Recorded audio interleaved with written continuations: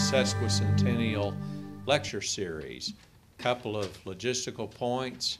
If you have questions for the speaker, go to the microphone so we can record them for posterity. There's refreshments following the lecture in the room behind the reference desk. And the sesquicentennial lectures are sponsored by the Center for Arts and Humanities of the College of Liberal Arts. They're sponsored by the University Libraries, by the Sesquicentennial Committee, and by AU Outreach.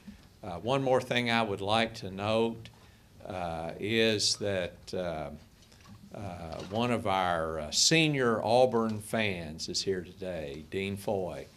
And Dean Foy may want to lead in a War Eagle chant at some point, but it's good to see you, Dean Foy. I would like to introduce Anna Gromberg, Dean of the College of Liberal Arts, who will introduce today's speaker, who is a graduate of the College of Liberal Arts.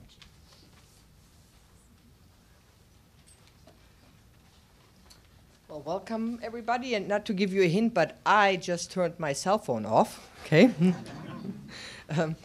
Thank you so much for coming, for listening to a, well, Auburn celebrity.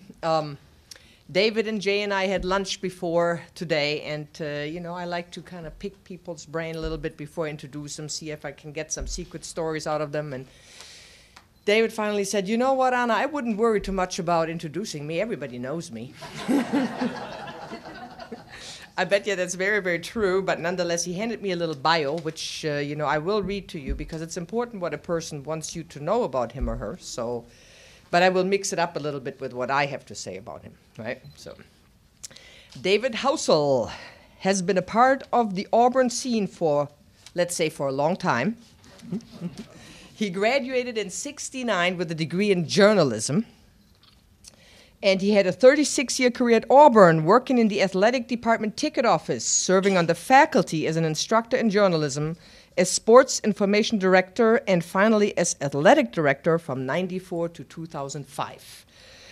I would also like to add here that he was the editor of the Plainsman, or the Auburn Plainsman, which, you know, we're very proud of that, very good publication, so that is not nothing, and you should add it into your bio there, David. And also, let's not forget that the Jordan-Hare Stadium press box was named in his honor this year in 2006. He also put a little remark about himself in this bio, which I will share with you. David's goals in life were to be, and I quote, thin, rich, and happy. Having failed in the first two, he is now concentrating on the third, being happy. I asked him what makes him most happy about being retired, and he said he's now finally able to read.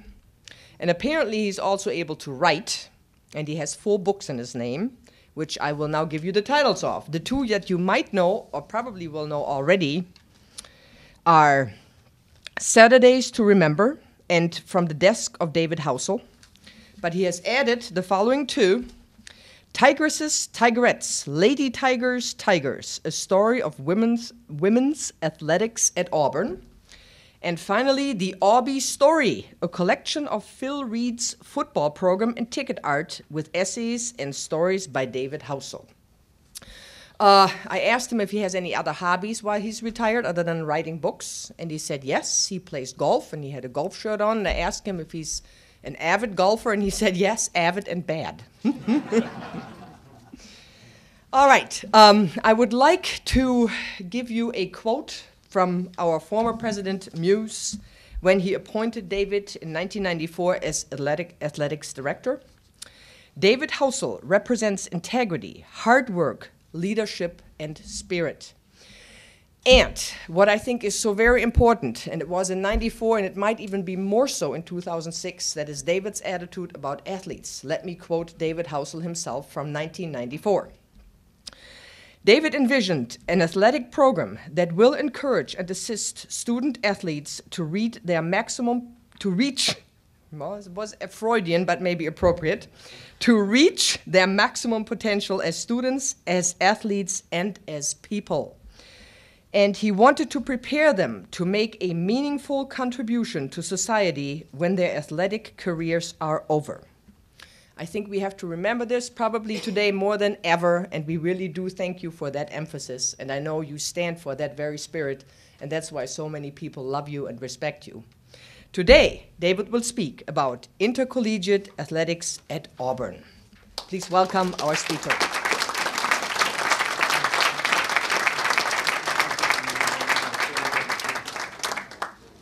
Well, we are here to talk about intercollegiate athletics at Auburn.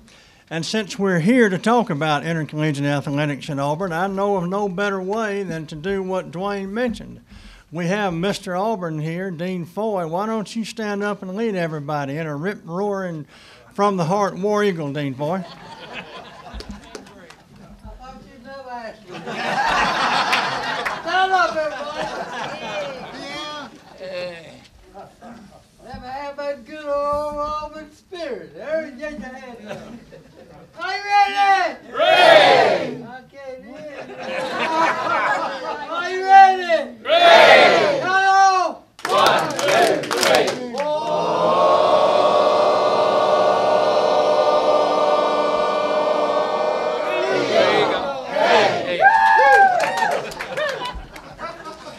Dean Foy is proof that salvation is alive and well. Him being a graduate of the University of Alabama and being Mr. Auburn, so we can't achieve better things, right, Dean Foy? I appreciate the honor and the opportunity to speak to you here today about athletics. Athletics at Auburn can cover a broad array of topics. Athletics competition has always been important to Auburn people. Even before Auburn started an intercollegiate athletic program in 1892, they had an event called the Field Day. Just what you think a field day would be, a maypole and athletic competition among the students. No team competition, but just tug-of-wars, sprints, probably some pig chases, goat chases, all that kind of thing. And I think it goes back, Auburn's emphasis on athletics goes back, of course, to the Auburn Creed. I believe in a strong mind and a strong body and in clean sports that develop those qualities. I think the person who may have said it best, with all due respect to Dean Petrie, was probably Cliff Hare, quarterback on our first football team.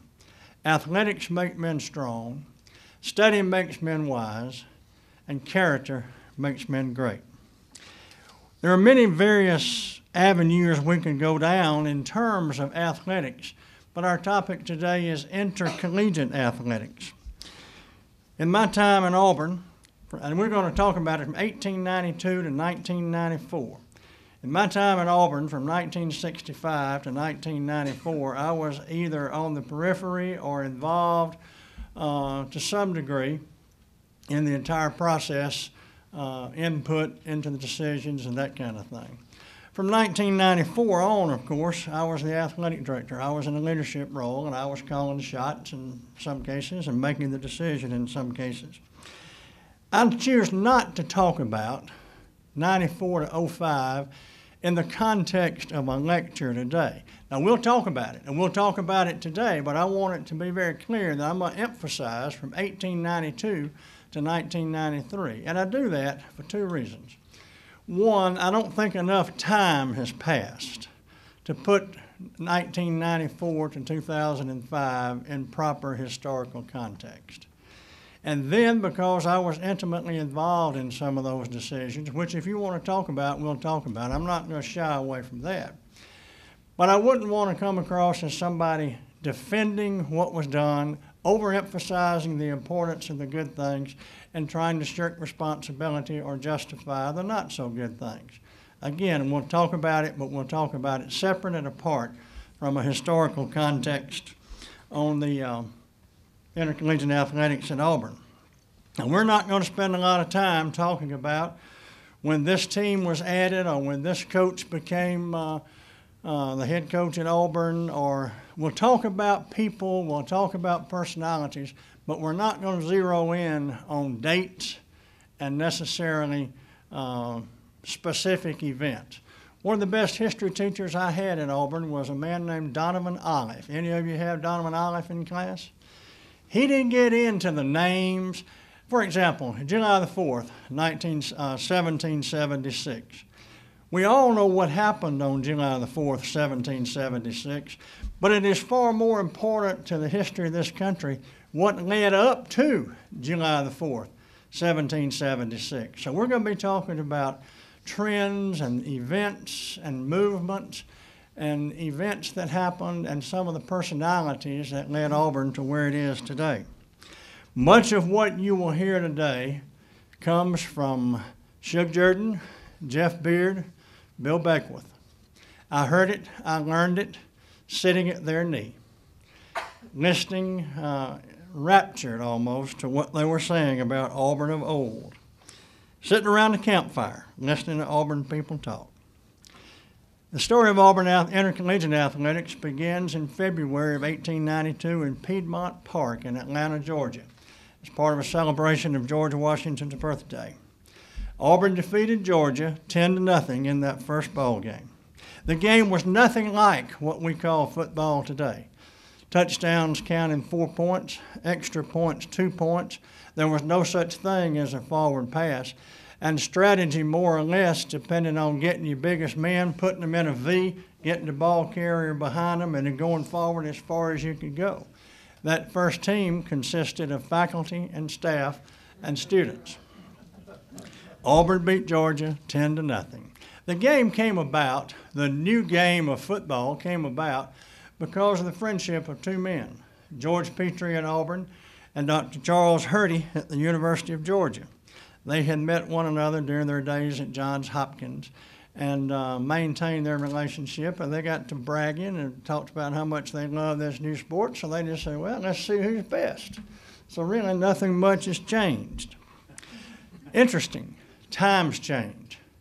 Auburn's mascot for that first game was a young African-American lad dressed in white, wearing ribbons of orange and blue. Georgia's mascot for that day, that first game, was a billy goat that had ribbons of red and black tied on him. You know what the first cheer in Auburn history was? No, it wasn't War Eagle. The first cheer was shoot the billy goat, shoot the billy goat, kill the damn billy goat. That's how it started. Now there's a legend that says War Eagle. The legend of War Eagle, the battle cry, started that day.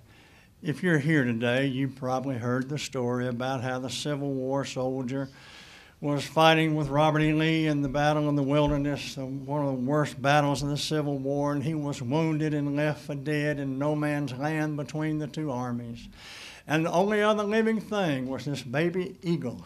Educated people know a baby eagle is an eaglet, and I'm sure all you knew that. Well, this wounded Auburn student took that eaglet, held him to his breast, to his heart, giving him warmth, made his way back to Southern lines and was sent home. He brought the eagle with him, and he came in at the train station down here. He nursed the eagle back to health. The young man got his Auburn degree in engineering, joined the faculty, you know the story, joined the faculty and staff, and everybody called the eagle War Eagle. It would fly around, and they knew the circumstances. So there's War Eagle, War Eagle. So see Tiger flying around the stadium now is nothing new. It's just a continuation. And then 1892, the first game, they go over to Piedmont Park in Atlanta, and they're playing the game, and the eagle starts flying around, and Auburn people say what? War Eagle, War Eagle, War Eagle, War Eagle. And as Georgia breaks huddle one time, all the Auburn people said War Eagle. Georgia looked up, fumbled the ball, Auburn got it, and won the game. War Eagle won, collapsed and died on the goal line that day. But wherever Auburn people are gathered together, two or more, they still remember that first War Eagle by saying what? Totally false, not true. Jim Phillips, a fellow who lives here in town, made up that story when he was editor of the Auburn Plainsman back in 1962. I didn't know it was made up. Nobody knew it was made up. Bill Beckwith took it out of the Plainsman, put it in the media guide, and we ran it for 30 years. Never knowing, we thought it might have been true. We didn't know. And then Jim moved back to Auburn and raised some cane about the fact he wasn't getting credit for that quote, much as Ralph wanted to make sure his daddy got credit for that quote owing much to the past, Auburn's greater debt is ever to the future.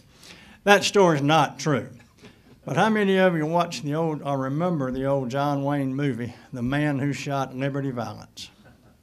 What did he say? When the legend becomes fact, print the legend. And that's what Auburn's been doing. Those folks from ESPN, they don't have any idea it's not true. You know, tell it, they love it, use it, promote the school. How did War Eagle really begin? Nobody knows. Like all great legends, the source, the truth is lost in antiquity. There are many stories, one about ROTC cadet named E.T. Insland at a pep rally in 1914 over in Langdon Hall. He had on his uniform, a piece of metal fell from his hat. He picked it up, and they said, "What's that?" And he said, "It's a War Eagle. We're going to fight like war Saturday." So everybody started hollering War Eagle. Anybody want to believe that? You know, maybe true, but there's also a story about a circus coming through town during the deepest, darkest days of the Depression and leaving an eagle in town, and the students took care of it and called it War Eagle. This much is certain. War Eagle is not unique to Auburn.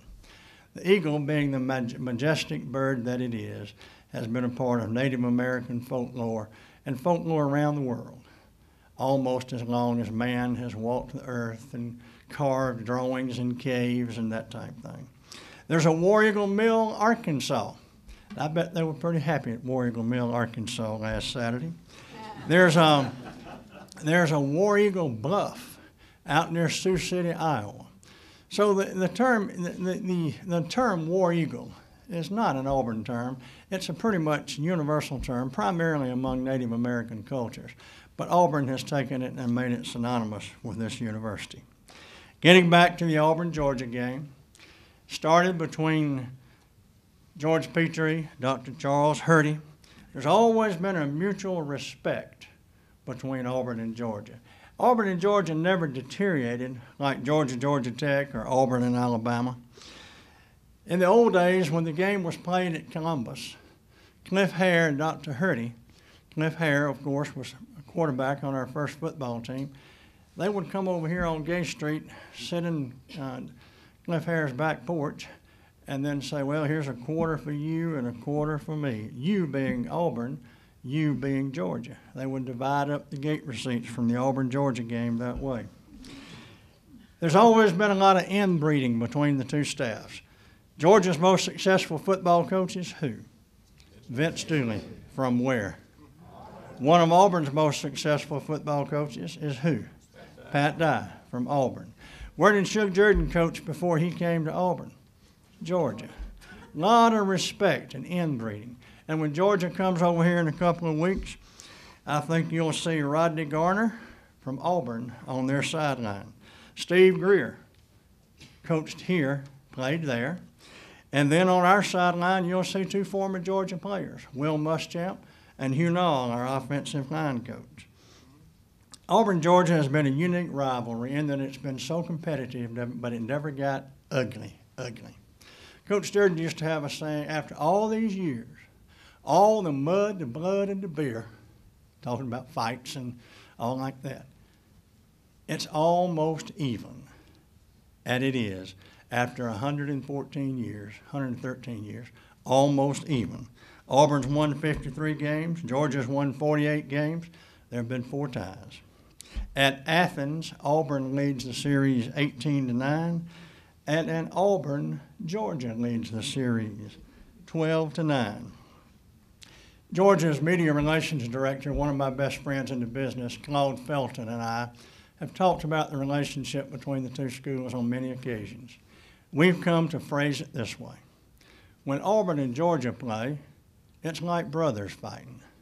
But when Auburn and Alabama play, when Georgia and Georgia Tech plays, it's like in-laws fighting. And I think that is a true example.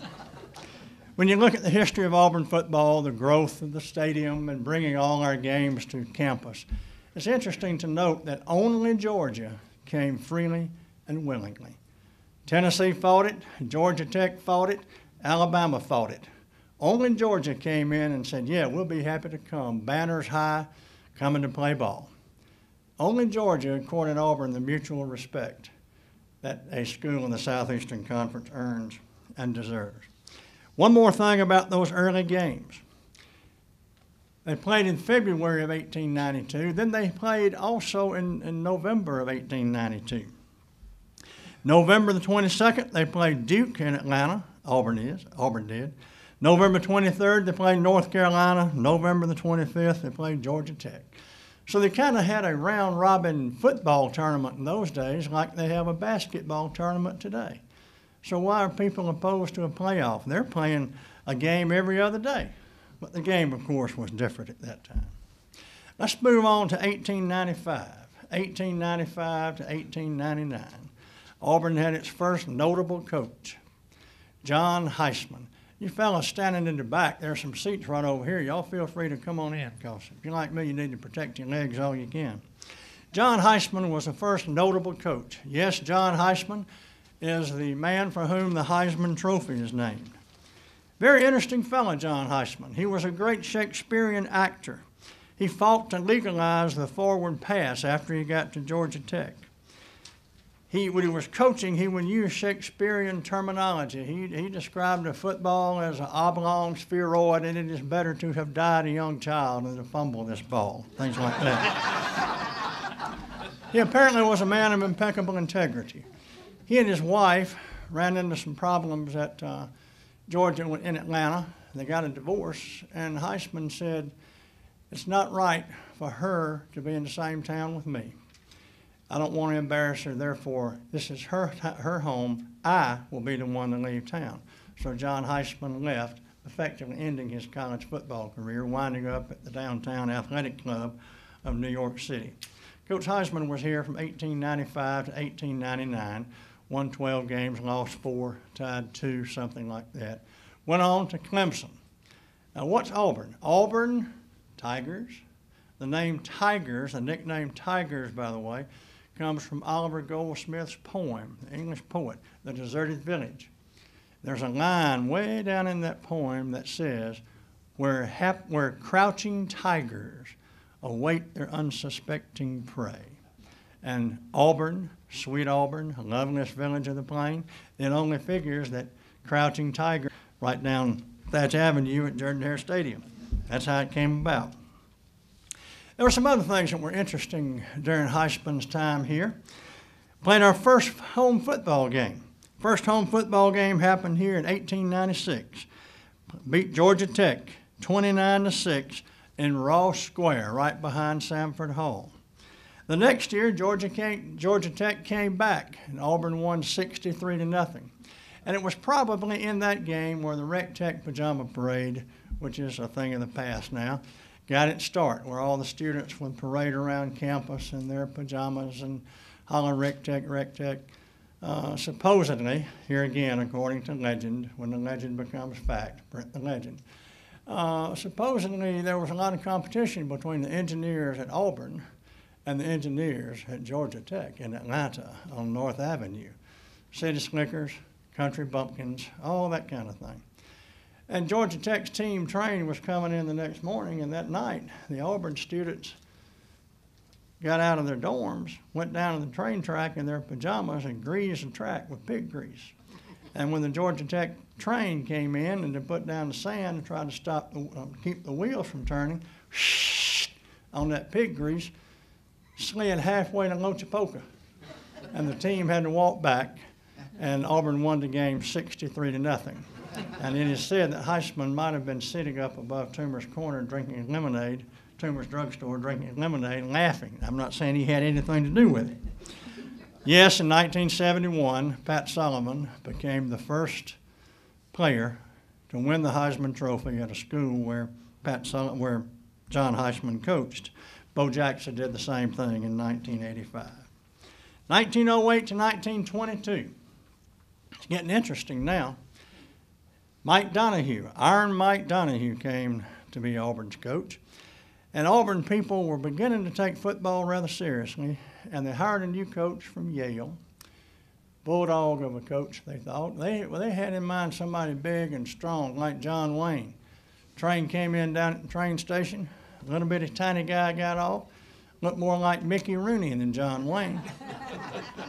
but he turned out to be the greatest coach in Auburn history and maybe the most significant figure in Auburn history. He won 99 games between 1908 and 1922. And people talk about the great teams in Auburn history, the 2004 team, the 1993 team, the 1957 team. The greatest teams may have been the 1913-14 Auburn teams. They allowed one touchdown all those years. One team was proclaimed national champion. They tied, I believe it was South Carolina or Georgia, in the last game of the year of 1914, but 2 straight years, not even giving up a point.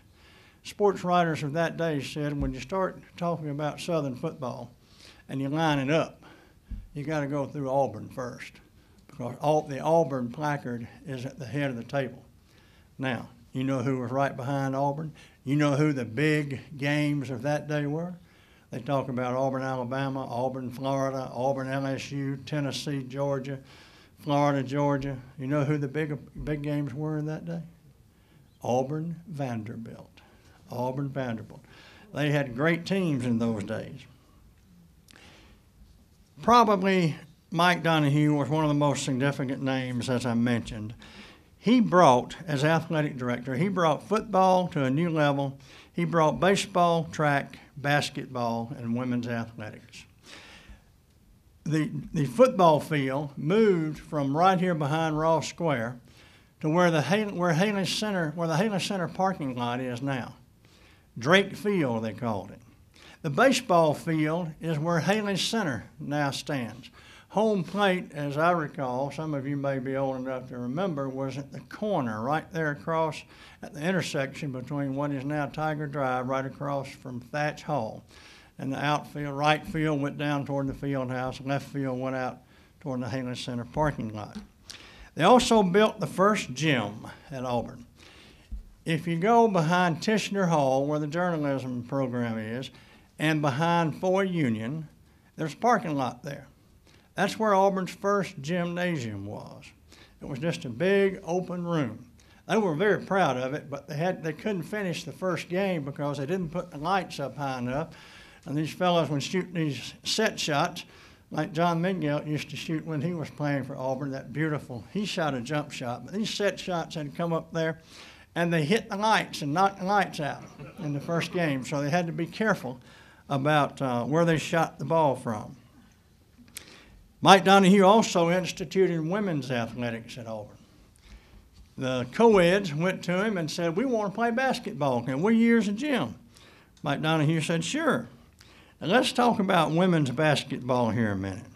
A lot of people say they don't like women's basketball because it's not competitive, it's not physical, it's not rough and tough. Let me read you from the Orange and Blue, forerunner to the Auburn Plainsman. This is about the first intercollegiate basketball game for women.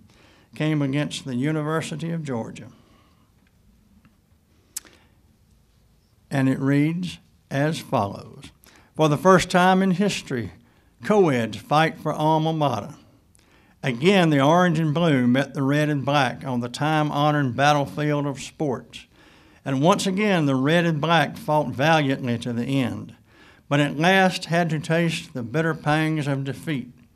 This time, for the first time in history, the co-eds came forth to represent their respective alma maters in the realm of sportsdom. And they did it with the same old fighting spirit that characterizes every Auburn, Georgia contest. The game started with a rush, each side guarding like wildcats guard her little ones.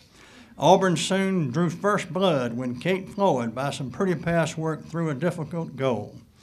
Auburn evened the count when Miss Sparks caged. Georgia evened the count when Miss Sparks caged the ball for a count of 2. Then came the pep and fight which brought much cheering from both sides. Flying tackles, running and interferences, catch-can wrestling holes looked mild by the side of some of the tactics used in these few minutes. Even the football players in the stand had to turn away at some of the physical contact of these women playing for the honor of their alma mater. Auburn had 2 or 3 straight undefeated seasons in the early days of women's basketball back in the 20s. But unfortunately, the women's program faded away. 2 things happened. One, the women wanted to take over the running, the administration of the program from the athletic department. And the athletic department, after Mike Donahue left in 1922, was virtually broke. So they said, fine, let it go. And then there was a changing trend in the country. Women shouldn't sweat. Women shouldn't be competing this way because it would affect their reproductive glands and it would affect their psyche. And so Alabama passed a law, as did other southern states, that women could not engage in intercollegiate athletics competition. And it would be almost 40 years before women, competitive that they were and competitive as they are, were allowed to compete again. We're going to talk about the pivotal years in Auburn's athletic program. I think you need to remember 1922 as a very, very pivotal year. That is the year that Mike Donahue left Auburn and went to LSU. Why did Mike Donahue leave Auburn? Mike Donahue was Catholic, and the Ku Klux Klan was pretty strong in those days. There was a lot of anti-Catholic feeling. And you think about Baton Rouge, you think about Louisiana, and Mike Donahue felt safer in Louisiana than he did here at Auburn. Interestingly enough, Coach Jordan faced the same kind of discrimination. When he graduated from Auburn in 1932, he was hired by a high school in North Alabama. He went up there to be the football coach, the basketball coach, filled out the application, religious preference, Catholic. Let us get back in touch with you. They didn't hire him. Chet Wynn, his old coach, who came from Notre Dame Catholic school, said, come on back down here. We'll have a place for you. And thus began Coach Jordan's coaching career that is the greatest in Auburn history. It's interesting how little things make a difference. Mike Donahue left in 1922. Clyde Bolton, in his book, Stop the Presses, I Want to Get Off, says 1922 was a pivotal year. Auburn couldn't hire a coach. Alabama hired a guy named Wallace Wade, and between 1922 and 1945, they won 5 of their national championships. The president of Alabama, Dr. George Denny, I believe it was, these were hard times financially, even before the Depression. Hard times financially. He saw Penn and all these eastern schools getting a lot of publicity in the South because of the success of their football programs. He said, we need to go play those people, let them know we can play football, and let them know we exist too. So he placed an emphasis on a successful athletic program, and especially in the East, so that they can gain exposure. Well, when hard times came, Alabama launched a mighty recruiting effort in the East because of people down here in the South, because of the agricultural base, because of the Depression. The money was tough and hard, but people in the East had more money. And so their student body base, and some of you who are old enough remember that if not tradition, that perception that Alabama had mainly students from the East, was here even until the 60s. I'd say probably even until Bryant came back. But it was a decision to emphasize football as a means of promoting the university. Now, the worst thing that can happen to Alabama's athletic program was having to play Auburn. Auburn was broke. Auburn didn't have any money. They didn't play for 40-some-odd years, 41 years, I think, because of money. It wasn't any great noble thing. It was money. Auburn wanted to pay a certain amount of per diem and take a certain number of players. Alabama wanted to pay a certain amount and take a certain number of players. They got in a fight, so we just won't play. And they didn't play for 41 years. During that time, Alabama rose to great heights. Auburn struggled. Auburn struggled. 1922 was a pivotal year. Now, the more things change, the more they remain the same. No difference in Auburn and in athletics. What happened in October 1998? Terry Bowden resigned, all kind of chaos. Oh, worst thing that ever happened, right? It wasn't the first time it happened at Auburn. It happened in 1928 when George Bowler resigned, and after he started the season 1-4, and John Floyd came in. More things changed, and more they remain the same. Recent years, Auburn's gone through an internal civil war. You know, the Alumni Association didn't like the board, the administration didn't like all this, that, and the other. Athletics tried to stay out of it. Athletics was brought into it. That was a terrible time, as you'll all know. But you know, we Auburn people, we love a fight. Our university was born in a fight, church fight, dirty, ugly church fight. Auburn people have mastered the art of infighting to the point that Alabama fights on the back porch. We fight on the front porch, in the yard, and if we don't get enough interest, we go out and flag people down and say, come on, see us fight. Come on, see us kill one another. Come on, see us eat our own, you know, stab one another in the back, all that kind of thing. It's not new. Dwayne Cox and his an associate, Rodney Stewart, talked about what happened in 1928. If you think what happened from 1998 to 2005 was bad, listen to this. Well before President Thatch actually resigned, speculation regarding his successor abounded. Although Governor Thomas M. Kilby publicly disavowed any plans to replace him, privately he feared that finding a new president was inevitable.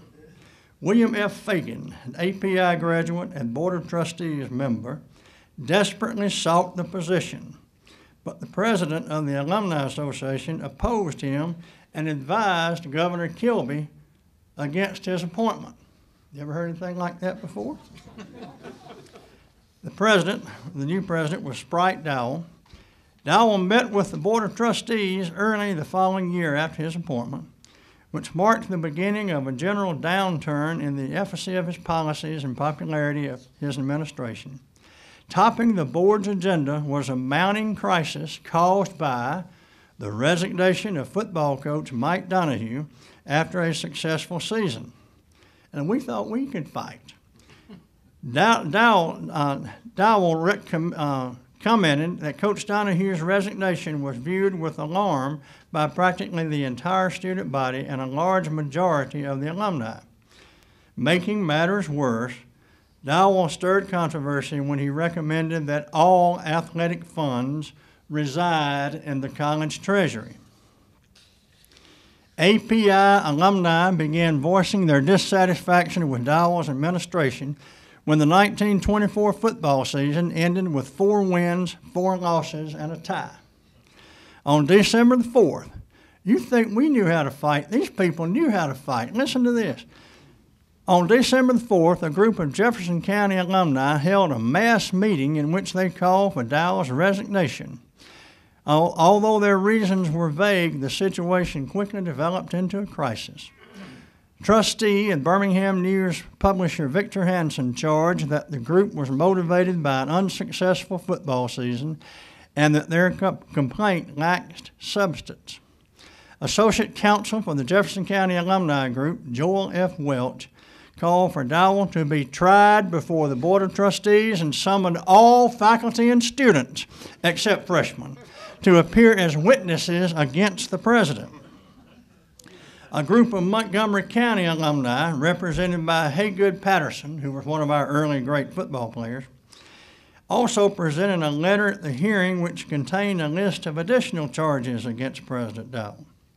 Specifically, they condemned Dowell for not being big enough for the API presidency, for his failure to resolve jealousies among some of the college departments, and for failure to act upon his statement that API suffered from dry rot.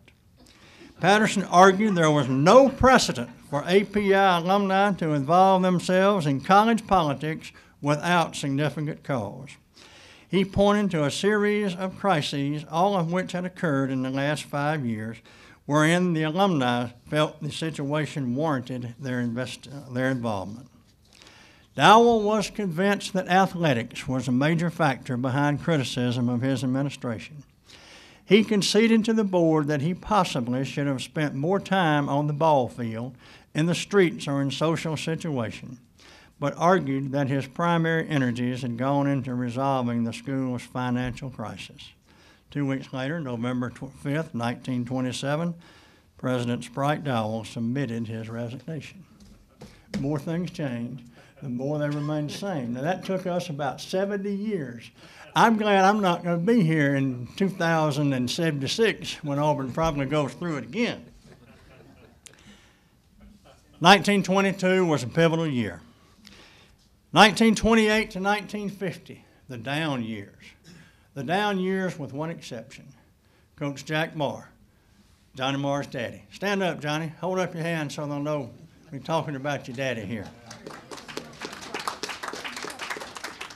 Notre Dame was riding high in that time. And yeah, I'm talking about football. We talked a little bit about women's sports, but football is the thrust, the impetus on which the athletic program is founded. We talked a little about basketball. We talked a little about women's athletics. But football set the tone. It sets the financial tone from 1892 to 2006. Notre Dame was a bell cow of college football. Newt Rockne was the man. To do anything, to know anything about football, you had to have a Notre Dame man. Auburn went through 4 Notre Dame men: Chet Wynn, Jack Marr, Carl Voyles, and Earl Brown. The only good coach among the bunch was Jack Marr. He took Auburn to its first bowl game. He set in motion the plan to build the stadium, then called Auburn Stadium. We now call it Jordan-Hare Stadium. But Coach Marr also had Auburn wear green jerseys one year, so he played. All the Notre Dame guys played each other. And they talk about wearing blue jerseys, white jerseys, orange jerseys. He wanted to show his Notre Dame coaching buddies that, by God, he had the best tie to Notre Dame. His team was wearing green jerseys. So Auburn wore green jerseys one year. How many of you do that? One person, my wife, well, 2, Dave Rosenblatt.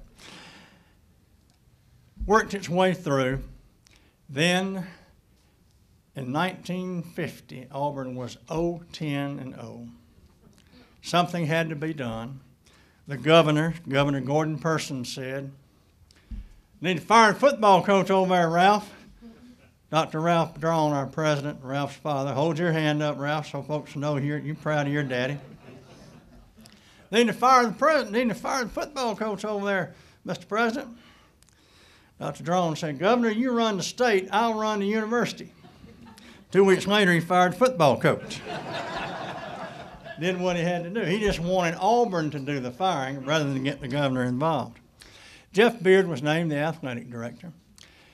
He wanted his friend Shug Jordan to be the football coach because they, when they were students together, had the dream of having facilities and having all of Auburn's SEC opponents come to Auburn to play, where Auburn can play its home games in Auburn instead of Montgomery, Mobile, Birmingham, Columbus. Building on what Coach Marr had done in 1939, they began to build it. Coach Jordan applied for the job. He had been turned down in 1948. His feelings were hurt. He applied for the job with a one-sentence letter. "I hereby apply for the head football coaching job at Auburn." The search committee approved him by a margin of 1 vote, 4-3, 3-2, something like that. But the team of Shug Jordan, Jeff Beard, and Bill Beckworth were put together. Coach Jordan demanded a 5-year contract. The biggest game he ever won was the Vanderbilt game in September of 1951 because he was an Auburn man. Notre Dame men couldn't do the job, an Auburn man could. And the Auburn people rallied behind him. The reason he demanded a 5-year contract, Auburn's history was, give a guy a 3-year contract, wins a few games, has a bad year, they run him off. Sure enough, Coach Jordan was 5-5 in 1951, 2-8 in 1952. Auburn couldn't afford to run him off. So they kept him. 1953, it was 7-2-1. 54, 55, won the national championship in 1957. The rest is history. How bad was the situation in the Auburn Athletic Department in 1951? You wouldn't believe it. Broke, flat broke. They couldn't open the doors. They couldn't pay their coaches. Jeff Beard went up to Auburn National Bank at the time, the bank left Hare. And I got to tell you, in the interest of full disclosure, I'm on the board in Auburn Bank. But I say this not to brag on the bank, but to talk about history is history. People are people. It's a fact. Athletic department, the banks wouldn't even loan the coaches money to buy or build houses because they weren't sure they'd get paid. But Jeff Beard went up to Auburn National Bank, and he said, we got to have an athletic program, and if you don't help us, we can't open the doors.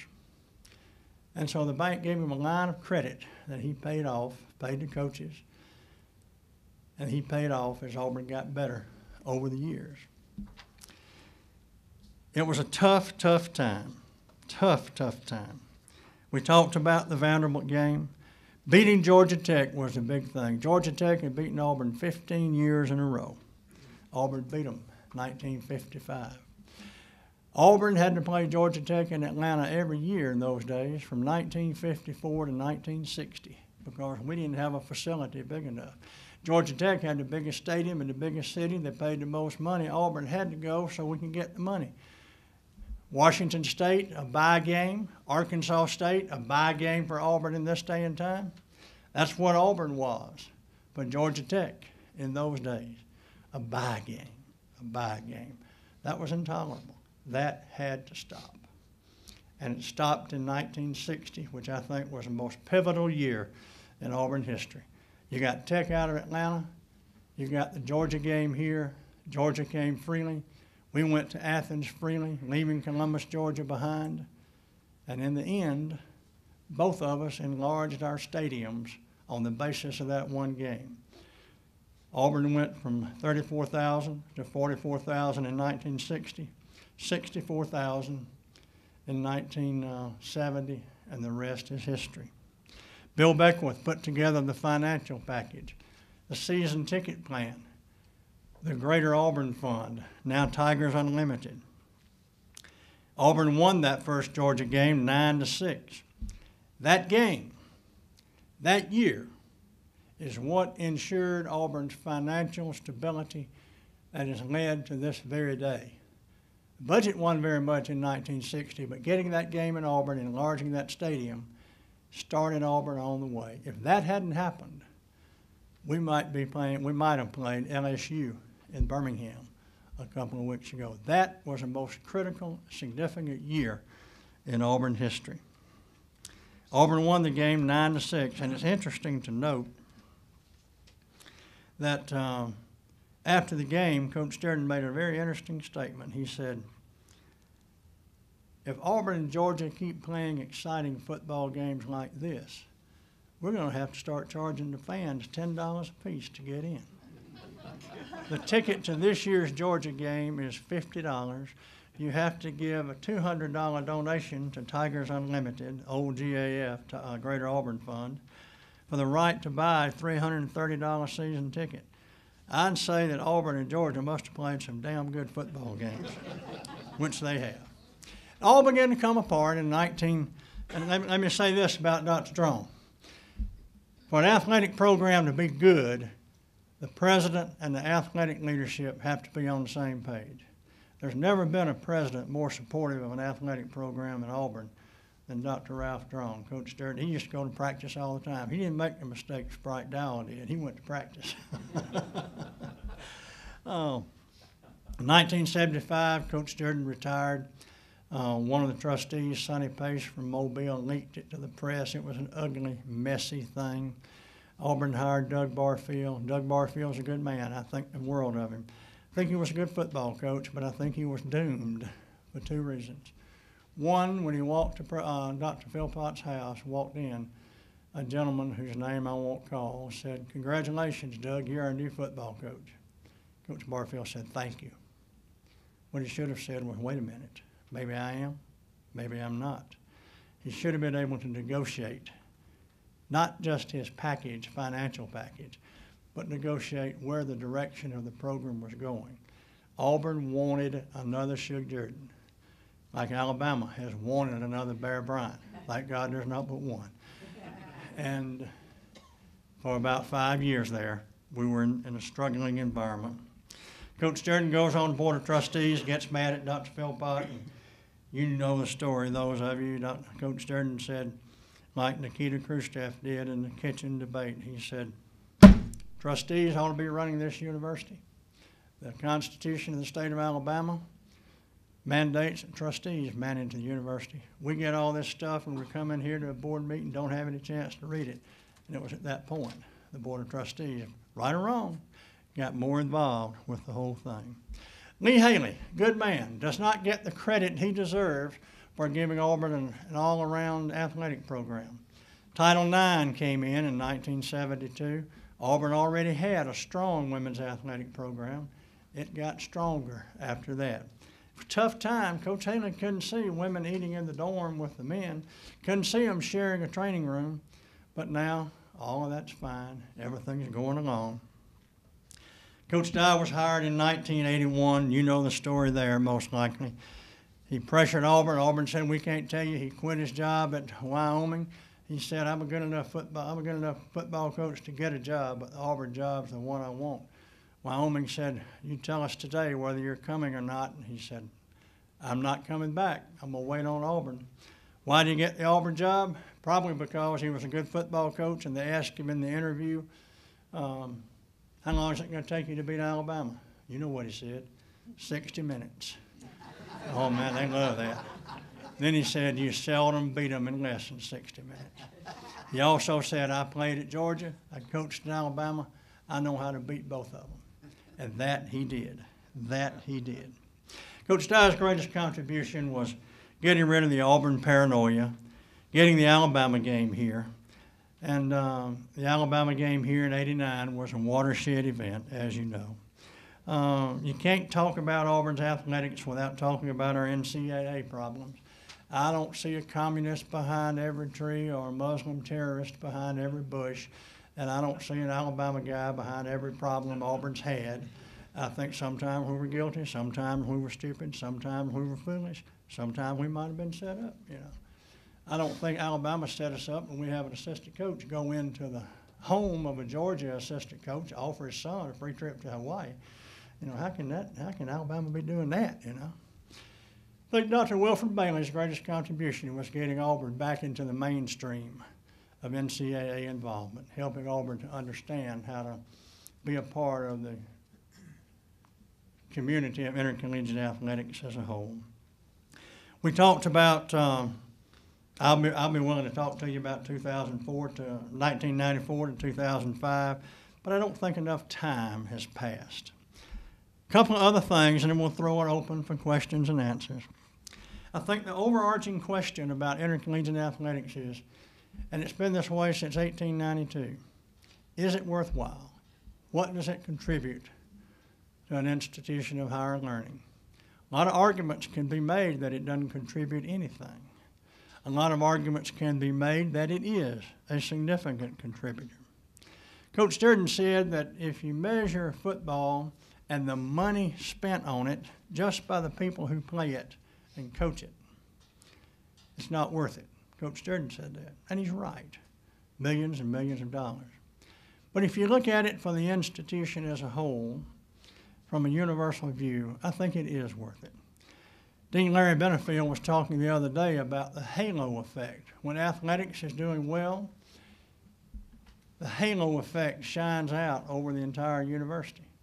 When athletics is doing poorly, or when there's scandal, the halo effects shine out over the whole university from a negative standpoint. No question about that.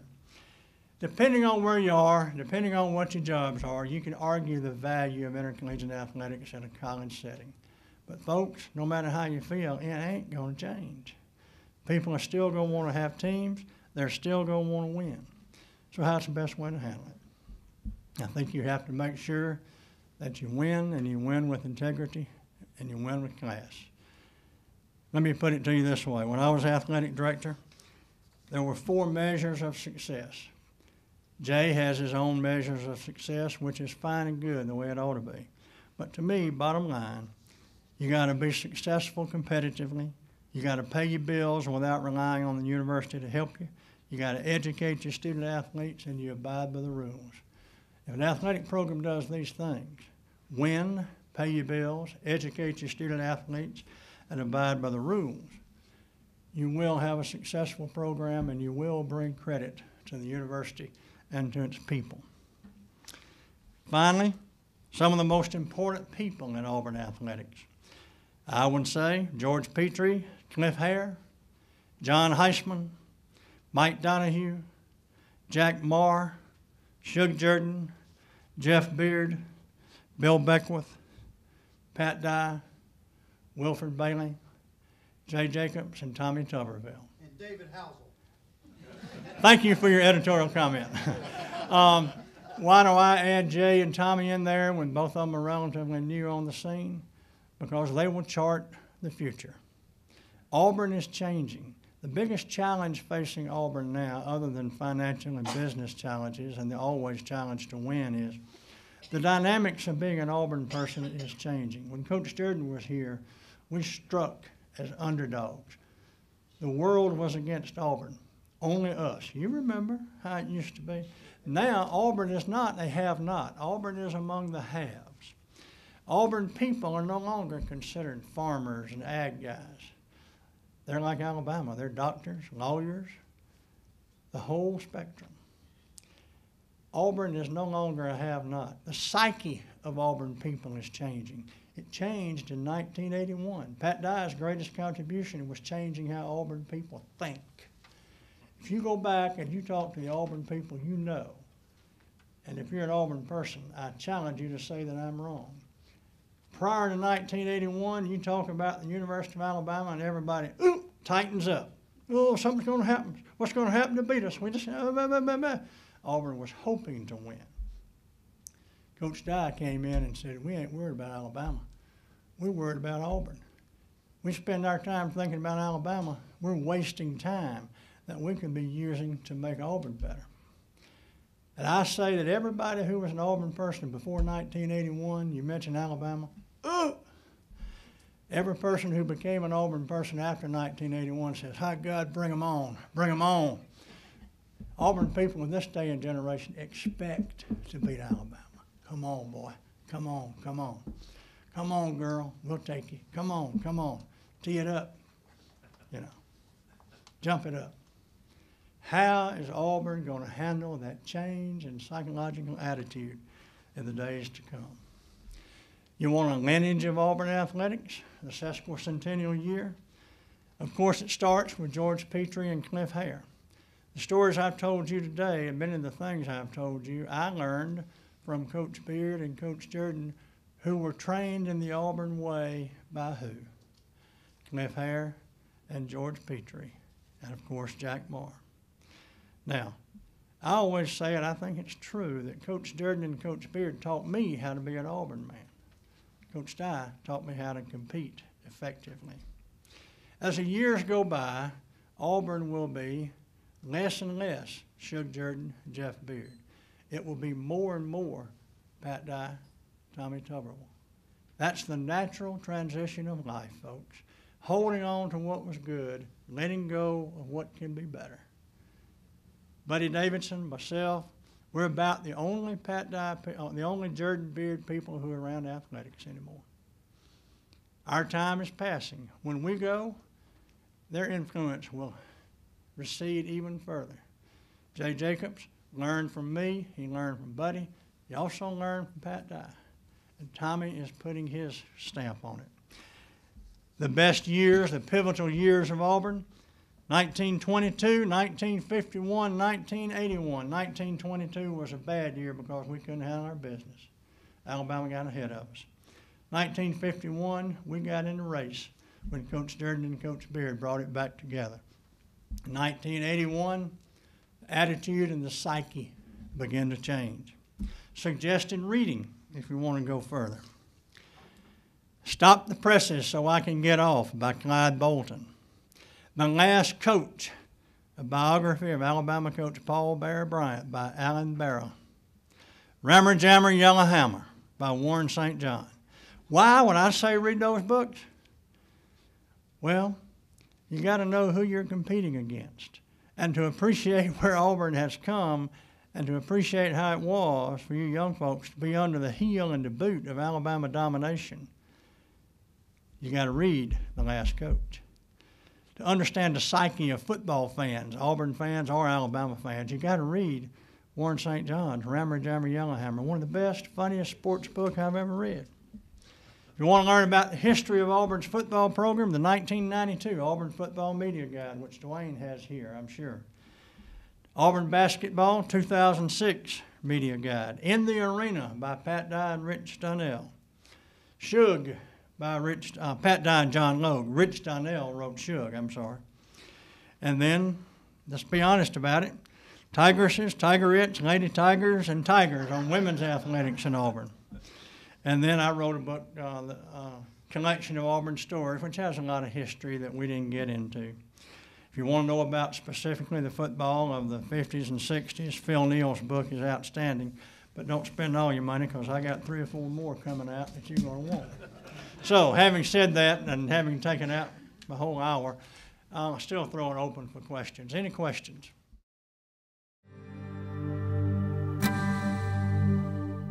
We've had more success overall in women's athletics than we have men's athletics. Our swimming program is, by far, the most successful program Auburn has had. The only thing close would be Sweden Umbach's wrestling program in the 40s, 50s, and 60s. But in looking at the broad picture, I think the thrust of Auburn athletics, how we got to where we are, was the people we covered today.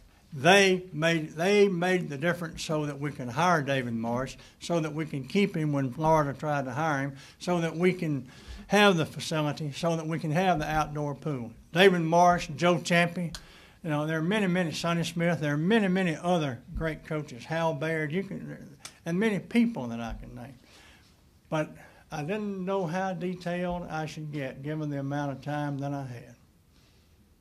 We can stand here all day just naming people, but you're right, David Marsh is one of the people who has helped make this place special, the most successful coach. But he has benefited from the money that Tommy Tuberville and the success Tommy Tuberville has had. David Marsh's program has benefited from getting that Georgia game here in 1960. That was the thrust of what I wanted to share with you. Other questions or comments? Thank you very much. Dean Foy, I think you ought to close it out one more time. What do you think? One more time. One more time. It's the third time. First one was at the Rotary Club. In 1926, I came to Auburn with my brother to visit my brother who was a student at Auburn at that time. Orlando, a yell I want you to be familiar with. It's called Hullabaloo Connect Connect. And it goes like this. Hullabaloo Connect Connect, Hullabaloo Connect Connect. Wah-hee, wah-hee, tag, hoorah, hoorah, hoorah, army time, rah, ching, ching, cha, cha, boom, boom, bam, bam. Auburn, Auburn Tigers, rah, rah! It's too complicated.